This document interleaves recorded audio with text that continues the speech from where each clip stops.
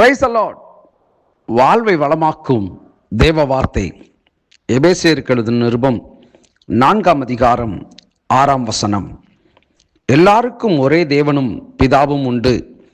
அவர் எல்லார் மேலும் எல்லாரோடும் உங்கள் எல்லாருக்குள்ளும் இருக்கிறவர். அன்பான கர்த்தருடைய பிள்ளைகளே, எல்லாருக்கும் ஒரே தேவனும் பிதாவும் உண்டு என்று இங்கே வலியுறுத்தப்படுகிறது. எபேசியர் 1:2-3 வசனங்களை பார்க்கிற பொழுது, நம்முடைய பிதாவாகிய தேவனாலும் கர்த்தராகிய இயேசு கிறிஸ்துவினாலும் உங்களுக்கு கிருபையும் சமாதானமும் உண்டாவதாக. நம்முடைய கர்த்தராகிய இயேசு கிறிஸ்துவின் பிதாவாகிய தேவனுக்கு ஸ்தோத்திரம். அவர் கிறிஸ்துவுக்குள் உன்னதங்களிலே ஆவிக்குரிய சகல ஆசீர்வாதத்தினாலும் நம்மை ஆசீர்வதித்திருக்கிறார் என்று சொல்லப்பட்டிருக்கிறது. இதே எபேசியர் 3:15 நம்முடைய கர்த்தராகிய இயேசு கிறிஸ்துவனுடைய பிதாவை நோக்கி முழங்கால் படியிட்டு என்று சொல்லப்படுகிறது. ஏன் இந்த வாக்கியங்களை சொல்லுகிறேன் என்று சொன்னால், நம் எல்லோருக்கும் ஒரே தேவனும் பிதாவும் உண்டு. ஆம், இன்றைக்கு எத்தனையோ தெய்வ வழிபாடுகளை தெய்வங்களை வழிபட்டு கொண்டிருக்கிறார்கள். ஆனால் வேதம் தெளிவுபடுத்துகிறது, நம் எல்லோருக்கும் ஒரே தேவனும் நமக்கு ஒரே பிதாவாம் ஆண்டவராகிய இயேசு கிறிஸ்து உண்டு என்று இங்கே வேதம் பதிவிட்டிருக்கிறது.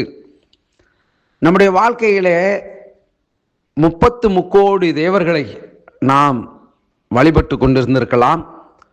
ஆனால் இவைகளை வேதம் எதற்கு ஒப்பிடுகிறது என்று சொன்னால், கண்ணிருந்தும் காணாத, மூக்கிருந்தும் முகராத, வாயிருந்தும் பேசாத, காலிருந்தும் நடவாத ஒரு விக்கிரகத்திற்கு, ஒரு சிலைக்கு, மனிதனால் உண்டாக்கப்பட்ட ஒரு விக்கிரக வழிபாட்டிற்கு எந்த ஒரு செயல்பாடுகளும் செய்ய முடியாத, நம்முடைய விண்ணப்பத்திற்கு பதிலை கொடுக்க முடியாத, நம்முடைய சத்தத்தை கேட்க முடியாத தேவர்களை நாம் வழிபட்டு கொண்டு இருந்தோம்.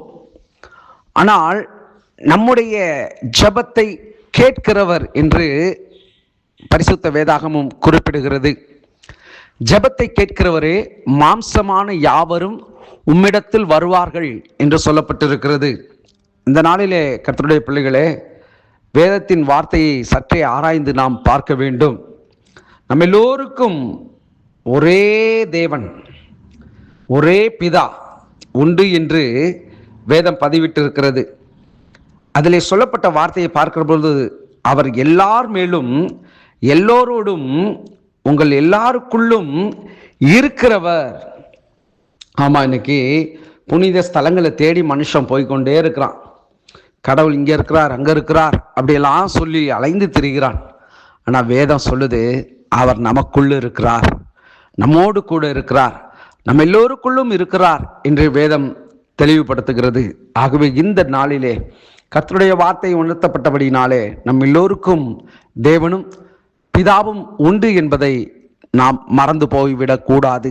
ஜெபிப்போம். நல்ல தகப்பனே, நீர் எங்களுக்குள் வாசம் பண்ணுகிறீர், எங்களோடு கூட இருக்கிறீர்.